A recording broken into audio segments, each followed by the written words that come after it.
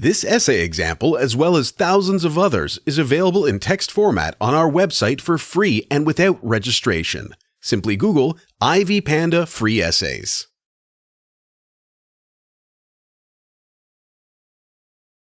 Hunger is mainly related to poverty because when people are poor, they will not be able to buy food.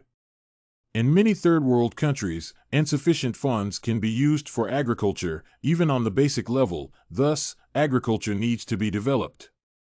Population growth also contributes to world hunger. Third-world countries undergo exponential growth, and with problems in food, they cannot feed them all. Countries that are powerful and with a lot of food contribute little to helping the poor countries solve this problem. In such countries, there is a constant waste of food thrown in the dustbin.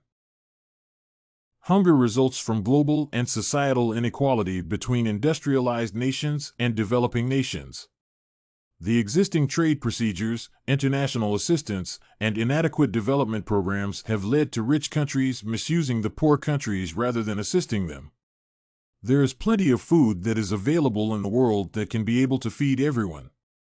In the international market, all nations are meant to have an equal and just exchange of products and services among one another, but this is not what happens. Food is not supposed to be sold abroad from poor nations to rich nations, but rather, it should be vice versa since food is required in poor nations. In most developing nations, exports have hit while so many people continue to die of hunger.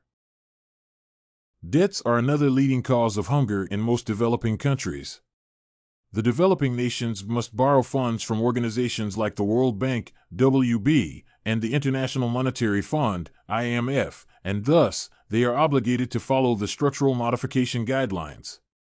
These guidelines create irrational and untenable restrictions on the living conditions of the people from these developing nations. The WB and the IMF are generally managed by rich nations like the Group of Eight, G8, who see that competition in the free market will help poor countries advance when things change. These wealthy nations offer only short-term marketable benefits that they will gain from. In this way, the poor nations have to export most of their food to pay these debts.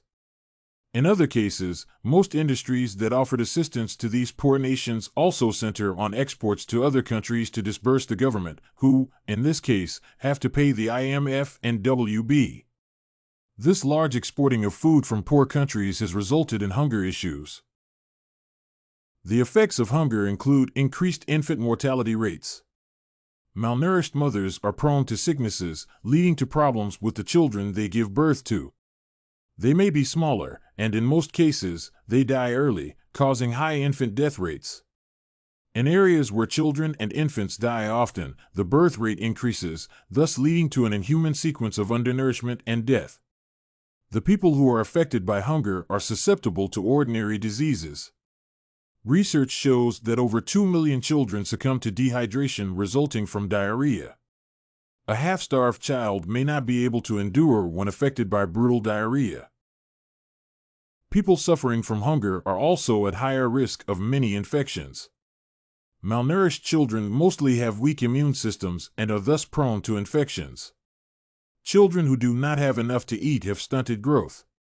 These children are not as intelligent as regular children. This is because they lack essential nutrients and minerals necessary for better growth. Others are also underweight because they do not receive enough food with the right minerals to help them grow.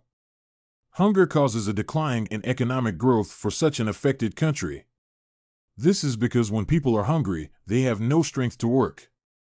This decreases their economic contribution to the nation, thus poor growth. If you want to find more works like this essay on world hunger, cause and effect, head over to ivypanda.com. It has a collection of samples with thousands of submissions covering virtually all academic subjects.